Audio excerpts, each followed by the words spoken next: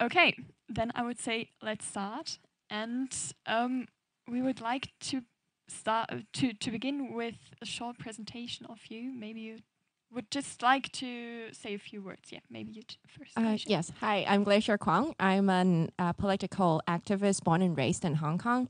And I'm currently living in self-imposed exile in Germany because of my activism that I did in the US or in Europe in general. I will be arrested immediately if I ever return to Hong Kong under the national security law that you watched about, which is I am, with all of you as my accomplices, I am basically colluding with foreign forces all the time. So that makes me a wanted criminal, which is marginally cool in a way. And I'm currently pursuing a PhD in law in the University of Hamburg, and I'm living in Hamburg right now. Just so grateful that all of you are being here, willing to watch the movie, and thank you, Franz, for making a movie that provide so much context about what happened to Hong Kong and how the protagonist was feeling about all of these things.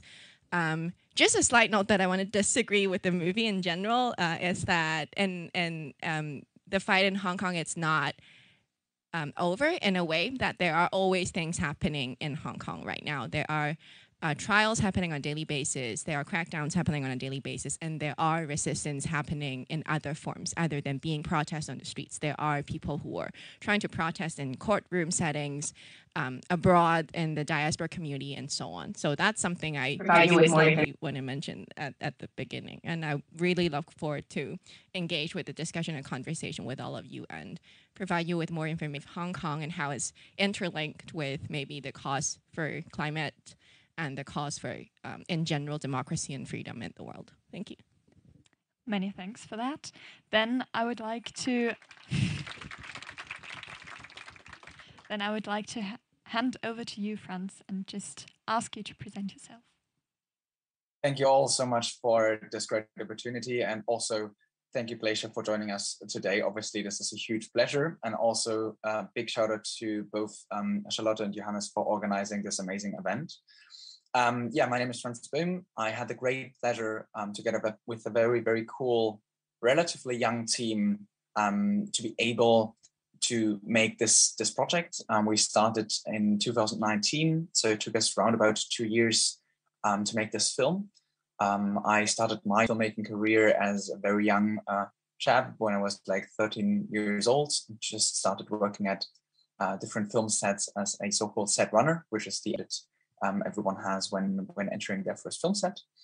And I think all in all, what motivated us to make this project in the first place was just to show where young cinema can go, what we can achieve with young cinema, and that politically highly relevant stories can find an audience in Germany, in the UK, in Europe, and worldwide as well.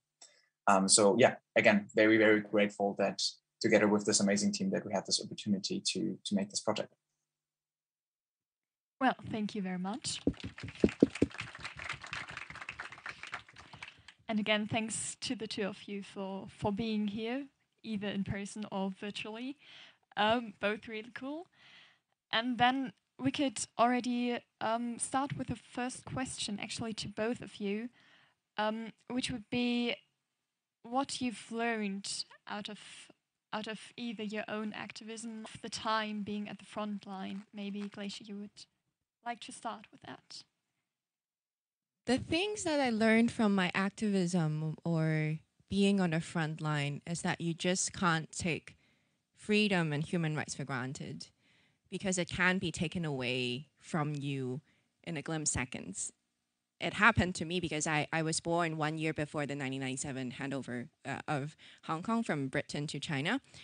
And I grew up in Hong Kong where it was relatively free. I was allowed to think critically. I was allowed to say whatever I saw fit. But as I grew up, I realized things were very wrong with the society and things needed to change. This is how I got involved in activism at the first place. And the more I worked on it, it's now my 10th year in activism right now. And the more I do it, the more I envy other people in other parts of the world, because they're born with something we are trying very hard to fight for. As you saw from the movie, not only in Hong Kong, but for example, in Uganda, they are facing different types of threats that could risk their life. Floods, like bullets, real ammunition. Those things can actually kill you when you are fighting for your cause. And that makes me realize how not we should take everything for granted, and how I wish everybody would remain vigilant, because all of us remaining vigilant in terms of watching out for like things that would threaten our freedom is actually the perfect solution to the problem that we're facing, which is climate change and deterioration of democracy throughout the world. And both of these things are global problems that requires global solutions. And all of us are and should be part of the solution, meaning that we have the responsibility to stand in solidarity with each other in a way that will facilitate human rights and freedoms development in general. So I think this is the biggest takeaway I've ever had when it comes to activism or being on the front line.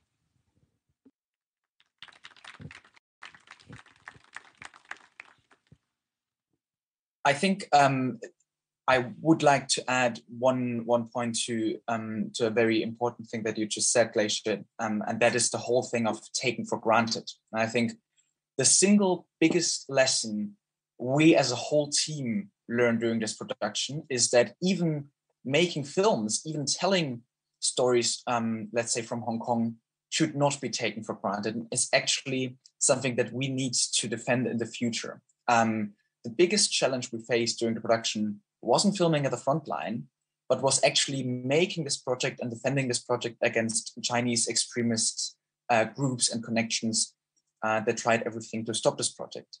And it was only due to a international collaboration with many, many young students from the Harvard University, from the UCL in London as well, that we were able to make this project happen. And what we learned is that it is very, very easy, especially for authoritarian governments, to set quite a high price for making films like these, by sending out threats, by sending out death threats or hacking attacks. And this is just something we need to face in the future. And it's really important that we work on this now so that we are able to make these projects in the future as well, and that we pave the way for other young filmmakers as well. Well, many thanks to the two of you. I think the points you made are really important. It's just, for our activism here, I'm part of the students as well, as I said. It's just, we're just really lucky that we don't have these problems, that we don't have to face that, and that we can still really protest freely. So that's to me, yeah. It's hard to see that in other countries it's just not that easy. Okay, then we'll come to the next question, which is also for both of you.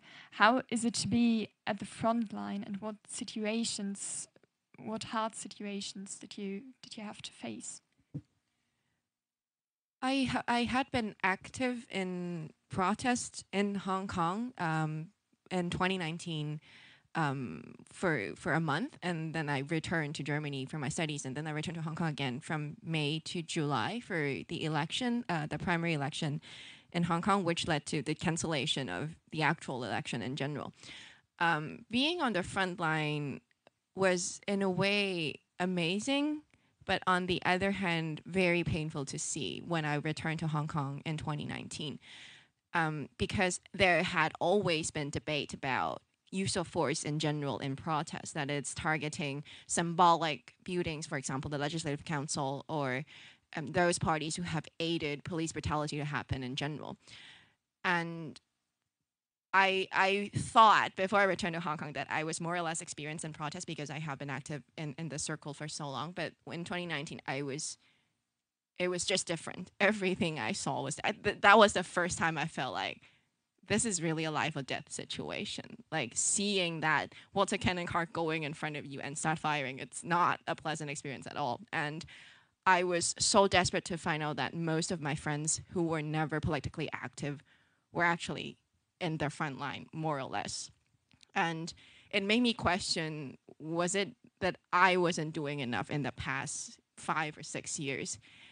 that led to all of my friends have to be involved, because starting to be an activist for me, it meant that I try to solve the problems in the society so that other people, or in general, I can have a better life in the society. But it turned out that nothing was achieved in a way that forces more and more people going on the street. Like 2 million people in June was like a quarter of our population. Imagine in any parts of the world, in a democratic country, if a quarter of the population went onto the street, the people in charge would have to step down at least 3 times already. But that didn't happen in Hong Kong. And it just made me so upset that I felt like that I didn't do enough so that these things happen. Like, people on the front line are teenagers. They're even younger than 18. They're not even officially an adult. And what kind of world we have created so that young people have to do that. I think this is the biggest feeling that I had when I was on the street. It's this feeling overwhelms me more than any of the threat of fear of police or something else. This is just a very sad feeling that a lot of my colleagues, politicians and activists have felt like we didn't do enough so that what you saw in the film happened. We failed to provide a better world for future generations or for our peers in general. I think I would like to pick up what you, Glacier, just said about the life and death situation. First of all, I have to say that as a film team, we are in no position really to comment how it is to be on the front line, because we chose to be there. We actively decided that we want to make this film project. For us, it was clear that we will cover all aspects of young modern activism, which includes work on the front line.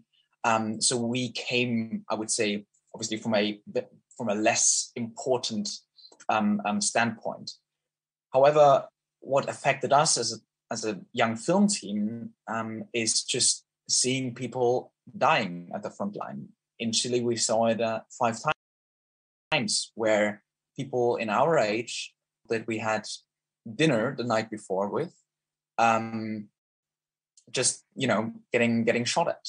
And, losing people that losing colleagues at the front line certainly is something that had a great impact on us as a young team. From a filmmaker's perspective, I was just, extremely struck by this, and I wanted to learn how other filmmakers are coping with these brutal situations. And I remember that when I was back in London, that I went to a public speaking event of a war photographer, and she told a lot about her work. And after the event, obviously she was available for questions as well. And I was the first one who stood up and asked if she has any kind of advice or any strategies, tactics on how to deal with these situations, on how to deal with these memories, basically. And she just said, whenever I think about all the people that I saw dying during my work, I just go to the pub and I start drinking until I don't think about them anymore. And at that moment, obviously, everybody in the room laughed a little bit, and everybody thought, this is ridiculous, of course. And it took me a few months to realize that this was a completely serious answer. And that doesn't mean that our team is full of alcoholics now, but it does mean that these situations and these moments that one has to live through as a frontline filmmaker in that sense, these will always be there, and this will always be a part of us as a young team as well. Certainly something that will motivate us in a way as well for the next few years. And just something that we won't ever forget. Yeah, you already talked about or at least teased the next question I wanted to ask you. You said all the time it was really hard being at the front line and seeing all these pictures, and you viewing production. It was not there were Chinese hackers material trying to stop you.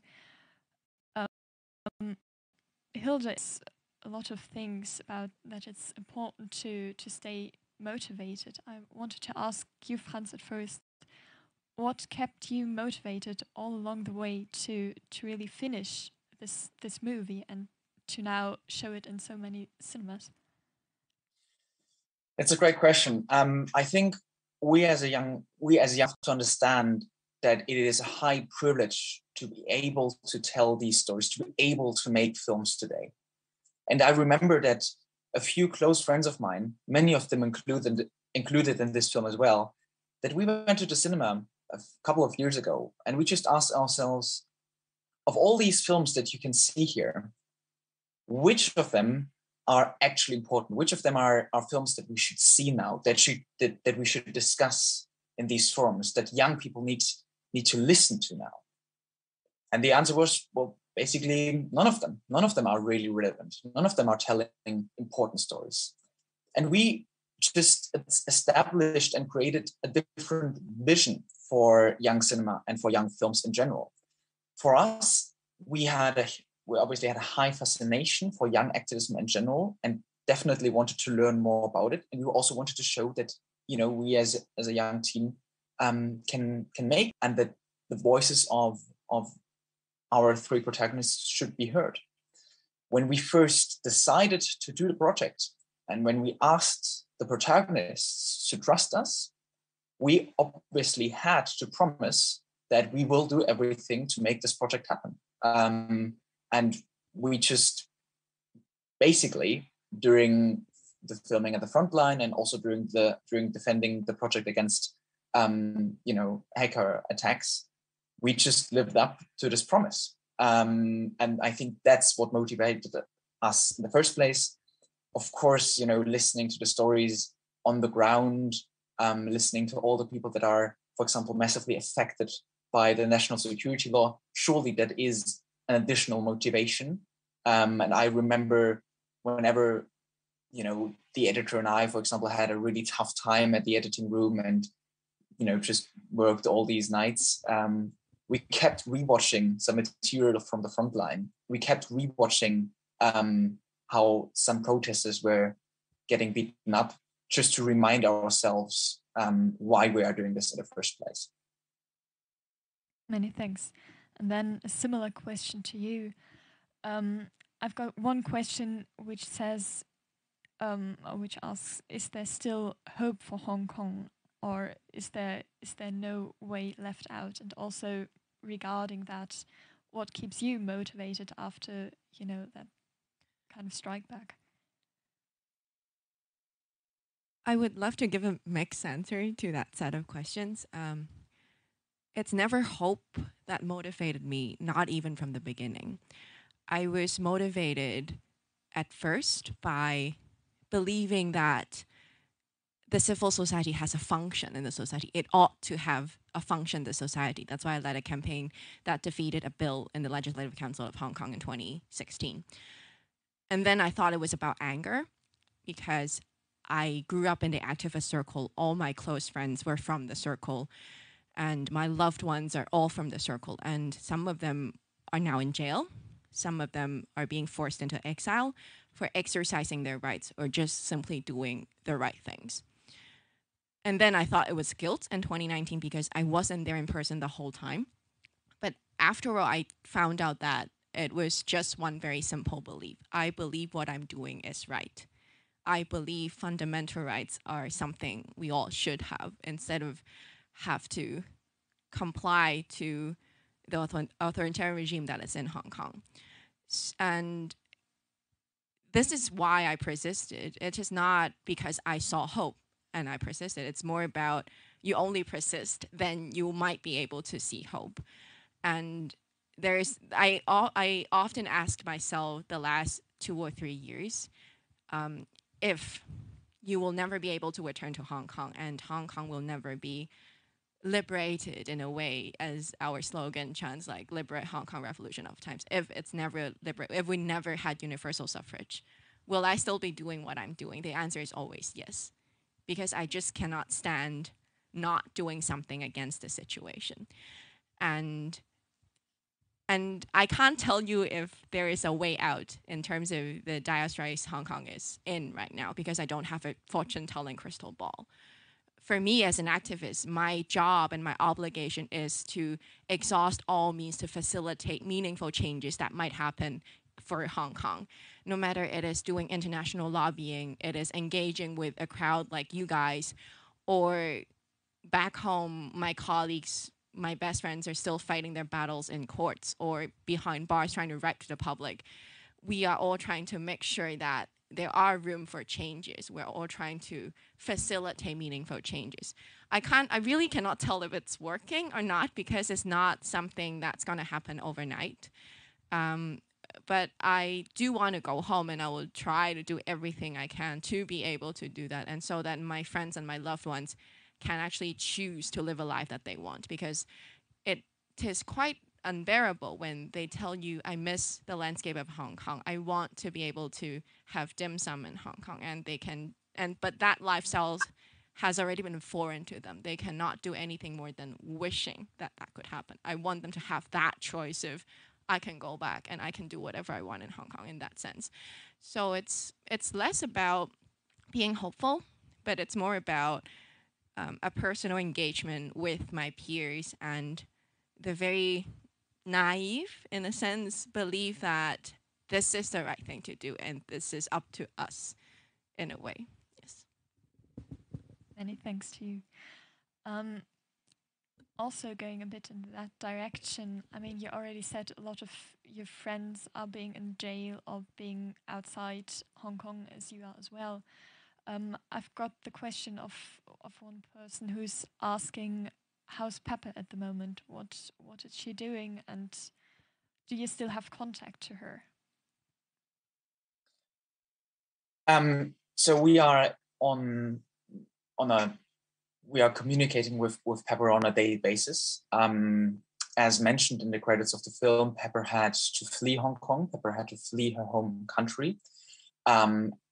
It's not really possible for her anymore to be in close communication with her family, just because of security concerns. And in this new country that she currently lives in, she kind of has to establish herself. She has to find new contacts, new friends. She has to find work. All of this while still being quite impacted, obviously, and as she says, a little bit traumatized by everything that's going on in her home city. So it would be a lie to say that she's doing well. I spoke to her this morning, and yeah, there are just quite a few things going on with her at the moment. It was quite interesting when all three protagonists met each other online. It was quite a nice moment. But yeah, I can't say that Pepper is doing well. In reality, she just isn't. Many thanks. Great Pepper, if you meet her the next time. Say again, sorry? Greet Pepper of all of us if you meet her the next time. I think all of us can say that it's a really impressive story.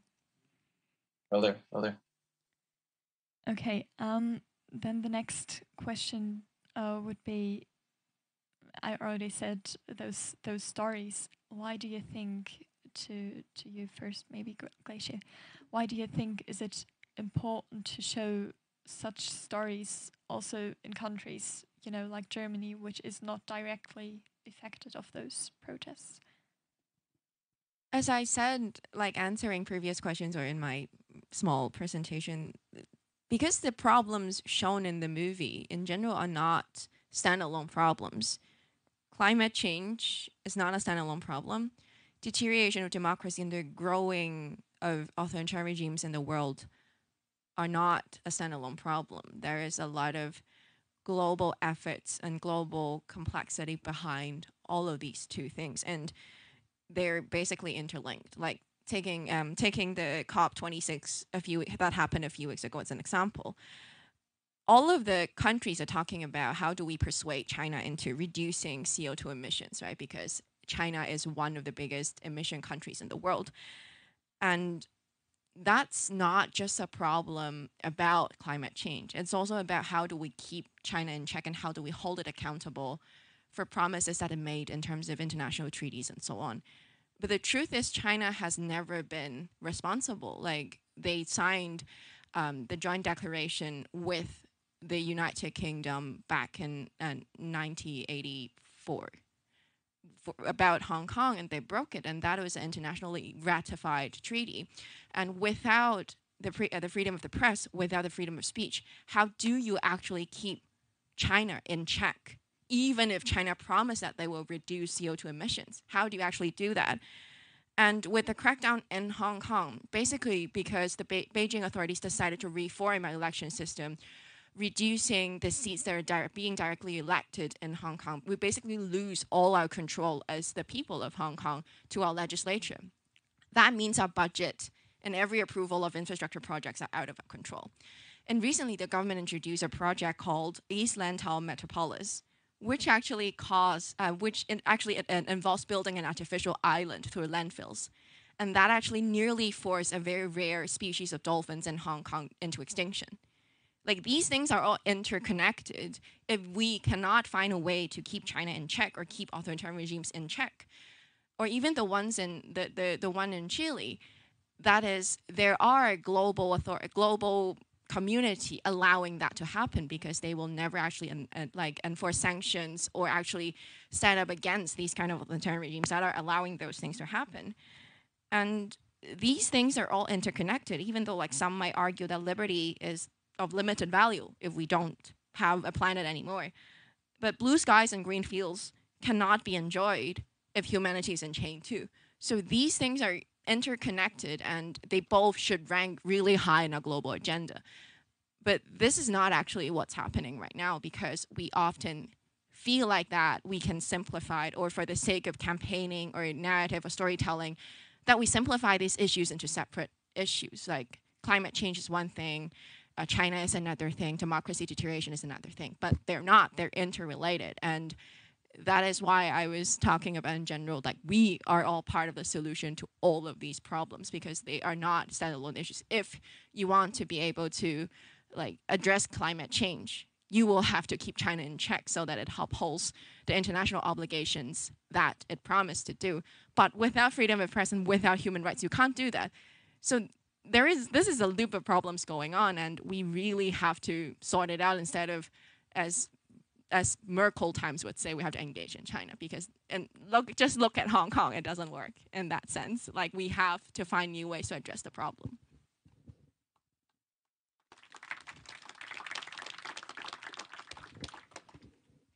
Is there anything you would like to add, Franz? I think, that is extremely well said. And I just want to mention again that,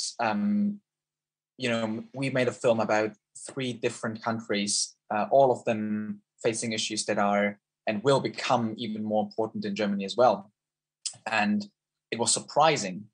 Nevertheless, it was surprising, and it is still surprising during the distribution efforts, how often people actually don't know about what's going on in Hong Kong, or don't really understand the consequences of climate change in countries in the global south. And Chile, for example, is a great example in that way. What can happen if government just refuses to accept that they have a rising social injustice in their own country? All 3 countries can also serve as warnings. And I want to mention again that we had massive problems in actually making this film, and especially during post-production, because there were so many attempts to stop the project. And we as young filmmakers as well just have a shared responsibility to enable future filmmakers as well, again, to be able to make these kind of projects. And I think speaking about these issues and showing these issues, and also shedding a spotlight on stories like Pepper's or Hilda's is an important first step here. Okay, so both of you said that it's important to like just raise awareness for these stories. And regarding that, I've got a question which says, how do you feel about the international and especially the German response onto, all the things going on in Hong Kong? And what you would like, especially the now, the new, what you would like them to do. I have to warn all of you that I'm going to be very biased on this one, because I really feel like, especially Merkel's foreign policy, it's really problematic. Like, I understand why, at the first place, the German government wants to engage with with China in terms of conversation. Like, burning the bridge is never something Germany wants to do. That I completely understand. But after years and years of effort trying to hold China accountable, nothing actually changed in a way. But it's only getting worse. Like, there are millions of Uyghurs being put into re-education camps in the East Turkestan region. There are forced labor happening in that region of China. There are military threats making to Taiwan and so on. And keep on trying to engage in a dialogue has proven not to be the most effective way, but yet the German government choose to continue that effort, knowing that things might not change. And recently, the new coalition of the German government have put forward some new suggestions when it comes to foreign policy regarding China. If you compare it to what is happening during Merkel times, then yes, there is improvements. There are more solid line to take when it comes to how do they deal with Hong Kong, how do they deal with China. But that's not enough, in my opinion, especially being a Hong Kong activist that have been forced to leave my home country. And I would really hope to see that the determination of Germany willing to uphold its values as it promised when it joined the European Union. That is, they will never be directly or indirectly involving in human rights violations, because that's something the European Union in general promised. They claim to be a normative player in the world, and they should uphold that. And Germany also has a very special character in the world, that it knows very well what dictatorship means. And so they even said themselves that they have this special responsibility to uphold values in general. So I would really see that being translated. For example, I'm not encouraging to like completely decouple from China, because that's not realistic. But trade happens two ways. It's not like that only German firms need the Chinese market, as the Chinese market also needing services and products being produced in Germany or in Europe in general. So it doesn't make sense to always be threatened by China when it comes to market shares and stuff.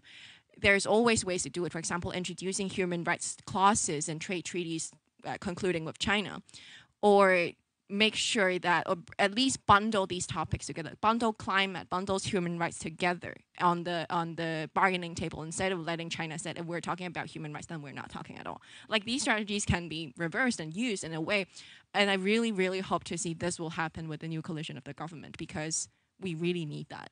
Like, especially for me, I really want to go home in a way. Maybe not just in a way, but like really. Okay, many thanks. Where's the question? Yes.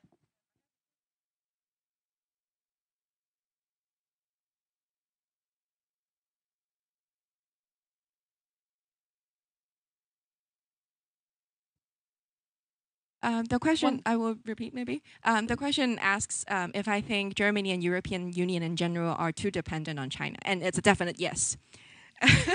The reason why that yes is, I'm not against trade in general. I'm not totally against globalization in general.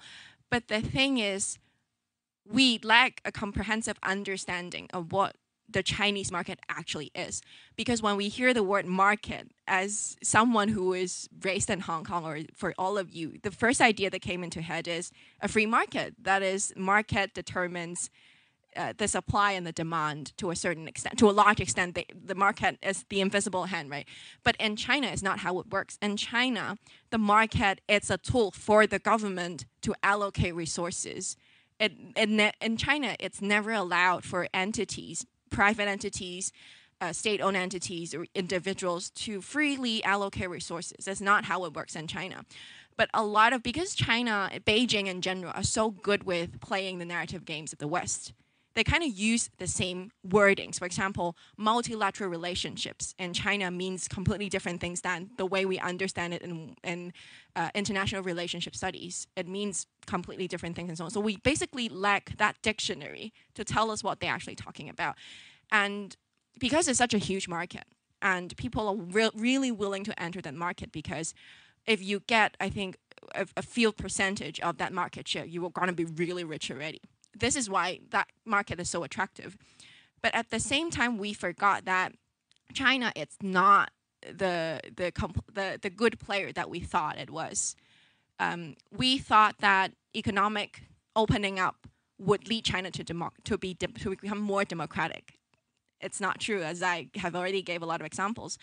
But it's only making it worse in general. And we haven't actually come to the conclusion that China is not a trustworthy player, and it's very willing to use economic power as its leverage. For example, I'm not sure if you know that Germany's only deep water port is actually are being bought up by China. That deep water port is actually very close to a Navy base in Germany. And in Greece, they have bought up their ports, with Costco owning a lot of their stock shares. And in Italy, they're doing investment in the world. In Africa, they are investing in infrastructures and setting countries up in debt so that they can repay, and so that China will have control over the infrastructure, so as to have leverage on those countries. This is happening all over the world, and it's happening in Europe. But we, in general, are not aware enough, or we are a bit too slow in that sense. So it's clearly that we're too dependent because we lack that cautiousness at the first place. Many thanks. Then I would have already the last question, or maybe a bit two questions as well.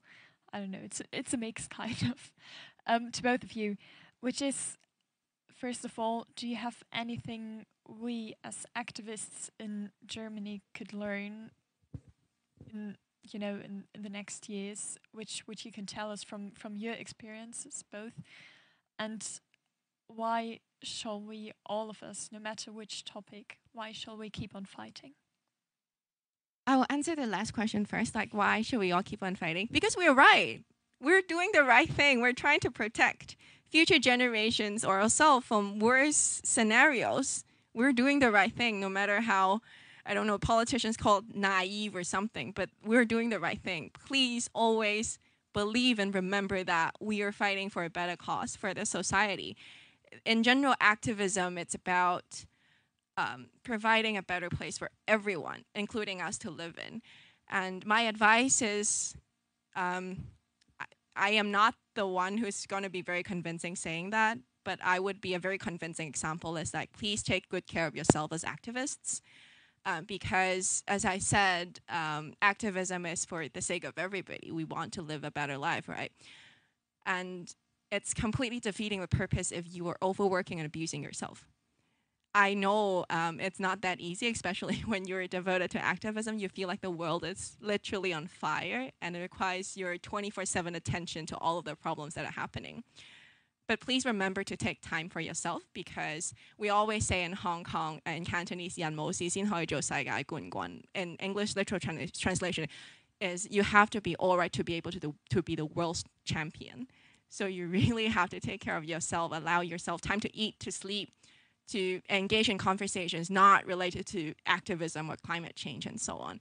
And another advice is, I think, for the climate movement in general, it's very important to translate things into policy agendas, because the politicians are not doing that job. So we will all have to do their job and tell them exactly what they want to do. I think this is an element that is being developed in climate strikes in general, but have yet to become a very concrete proposal that everybody is saying we want this one demand. We're saying we want that 1.5 degrees Celsius cap maybe, but how actually do we achieve that? I think politicians won't want to think about that. So we will have to do the thinking for them and then give them a very concrete proposal that this is something you should do it.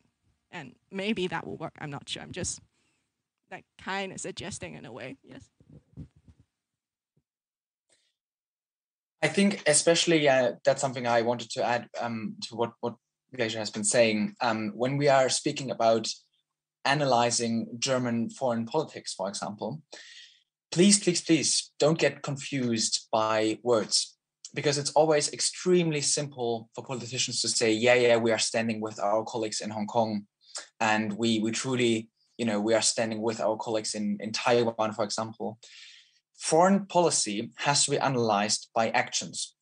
And the actions, and as Glacier said, for example, in Africa, when it comes to countering and responding to aggressive Chinese investment policies, are just non-existent. So please don't get bullshitted by politicians saying that they care. And the biggest bullshit of all of that is saying, yes, we will speak. We are in discussion with China about that, and it's important that we keep up the dialogue. The last decades have proven this doesn't lead to anything. So this is just a really, really bad excuse. And when it comes to what should motivate us, all of us as filmmakers, as activists, whatsoever, I just want to quote a journalist from The Atlantic who wrote a piece on the 1st of July in 2018. And this whole article was about the Chilean movement and the general situation in Chile. And he said, the young movement will never be able to overthrow Chile's current constitution. Full stop. And 2 years later, the young movement, people like Rayen, who also had international support from all across the globe, who had solidarity protests in London, in Berlin, even in Stuttgart, were able to call a votum to call a general vote about the current constitution. And at the end, 83.5% voted against the current constitution and for rewriting that constitution. Unfortunately, that happened after we completely, finished the film. But this is actually a huge, huge success story. It really showed that young activism in Chile does work.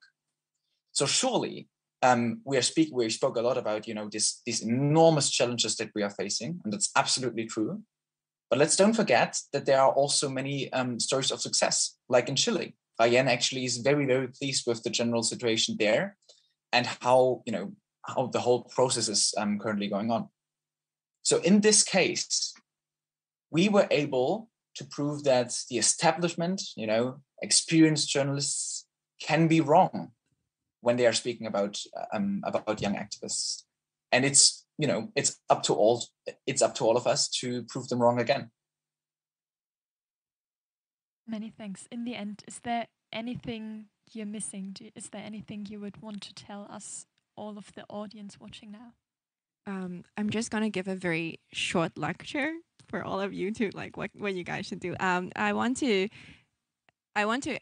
ask all of you to remain very vigilant for the threats that's coming against your democracy and your system and your freedoms.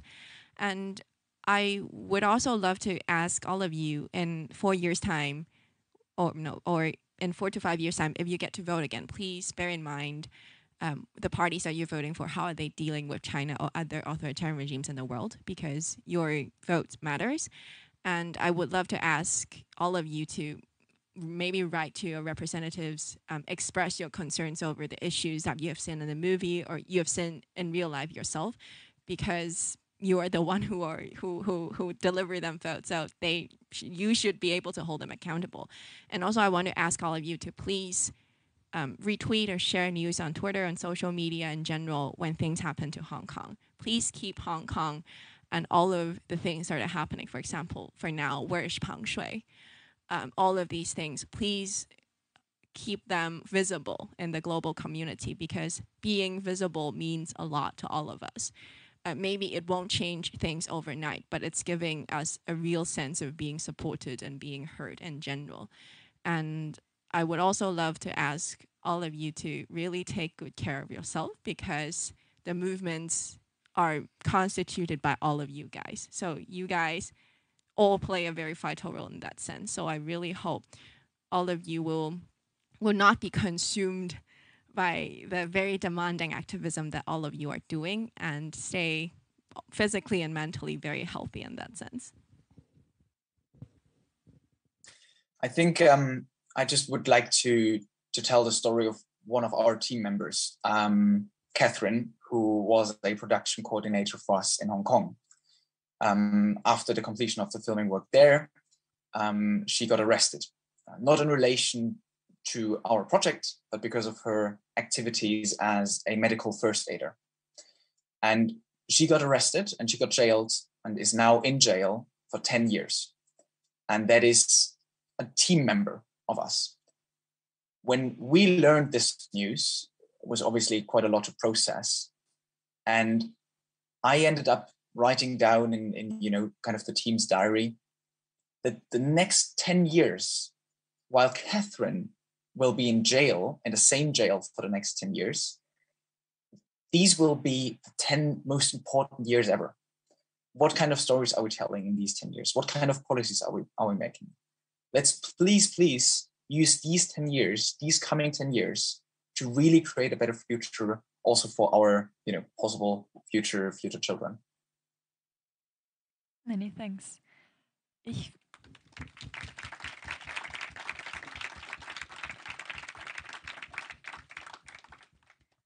Ich wechsle zum Schluss nochmal auf Deutsch. Wolltest du noch was sagen? Oh, did you want to say? Okay. Für den Film würden wir uns auf jeden Fall sehr freuen, wenn ihr uns eure Meinung zu dem nochmal sagt. Und zwar könnt ihr den über IMDb bewerten. Ich weiß nicht, ob die Leute, die gerade den Livestream gucken, ob die gerade nochmal irgendwie einen QR-Code oder sowas eingeblendet bekommen. Das würde auf jeden Fall uns sehr unterstützen und einfach sehr helfen, weil wir dadurch nochmal Feedback bekommen. Und ansonsten habe ich nochmal eine ganze Liste an Leuten, denen ich gerne nochmal danken würde, dafür, dass das hier heute dann am Ende ja doch gelaufen ist. So erstmal allen von euch, die jetzt sowohl hier im Saal sitzen, als auch alle Leute, die gerade zugucken. Vielen, vielen Dank, dass ihr alle dabei wart und euch eben den Film angesehen habt und jetzt auch noch beim Livestream mit dabei wart. Danke an alle Ortsgruppen, die uns unterstützt haben und die dafür gesorgt haben, dass eben dieser Film in vielen Orten gleichzeitig gezeigt werden konnte. Danke besonders von den Students an Fabian Schäfer dafür, dass du uns hier so mit der Orga und der Kommunikation zu den ganzen Gruppen unterstützt hast. Many, many thanks. Dann natürlich danke an all die ganzen Kinos, auch hier. Ich weiß nicht, ob da hinten gerade jemand drin sitzt, der mich sieht. Aber danke an alle Kinos, die eben mit dabei waren, an alle anderen Orte, die gesagt haben, ja klar, wir zeigen euren Film. Dann danke hier an Kamera, Ton, Regie, ohne die das hier heute gar nicht gelaufen wäre. Ne? Many thanks. Und persönlich möchte ich auch auf jeden Fall Johannes nochmal danken, dafür, dass du das Ganze hier mit mir gerockt hast. Vielen, vielen Dank.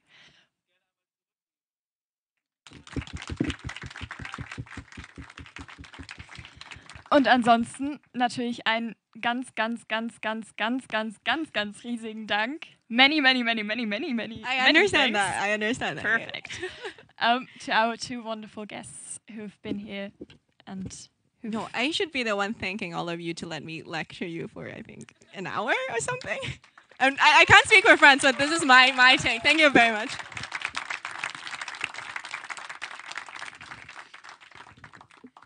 Ja, danke euch allen, dass ihr da wart. Und ansonsten wünsche ich euch noch einen schönen Abend und behaltet gerne was von dem Film im Kopf. Wir würden uns sehr, sehr freuen.